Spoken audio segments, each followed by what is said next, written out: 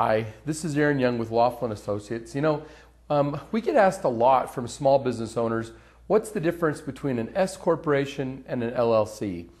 And I'll give you a few things to consider so that when you go to set up one of those companies, you'll have a little bit of ammunition to help you make the right choice. First of all, both of these structures, LLC and S Corporation, are really ideal especially for smaller companies. An S Corporation used to be that when you'd go to your CPA, they would always encourage you to form an S Corporation instead of a C, which we'll talk about in another video. The main reason they encouraged an S Corporation was because of the simplicity that goes along with an S Corporation. An S Corp doesn't file its own tax return. All the gains or losses flow directly up to your Schedule C, and it makes for simplicity in reporting from a tax perspective.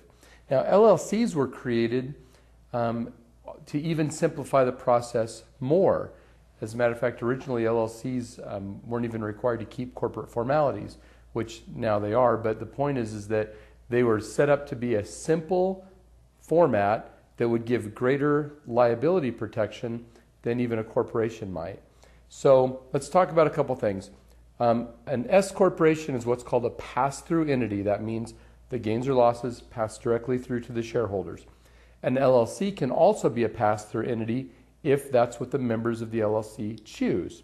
So if you're a single member LLC, a one-person LLC, it's automatically going to be passed through to your personal tax return. But if there are multiple members of the LLC, you can choose to either have the LLC be taxed as a pass-through, like a partnership or an S Corporation, or like a C Corp, where it can retain earnings and do some different things. It gives you the flexibility of choosing how you want to be taxed and how you're going to distribute profits or losses.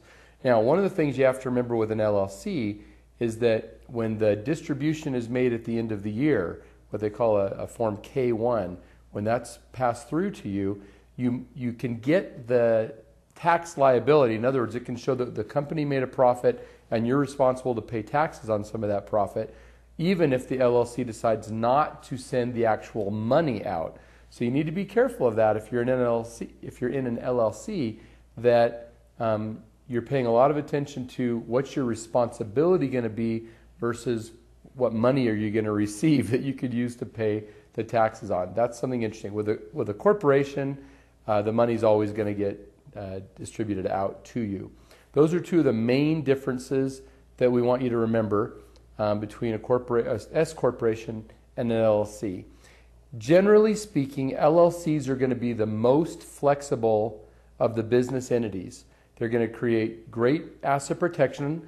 They're particularly good for people that when there's multiple members of an LLC. A one-member LLC isn't particularly valuable, even though probably many people listening to my voice right now are currently set up that way. When you're working on setting up your business entity, just what sounds like is in vogue or what your CPA tells you off the cuff or what your friend is doing isn't necessarily the right thing. So we encourage you to call us or call your lawyer or your CPA and find out what the very best structure is for you in your particular situation. Until next time, I'm Aaron Young for Laughlin Associates.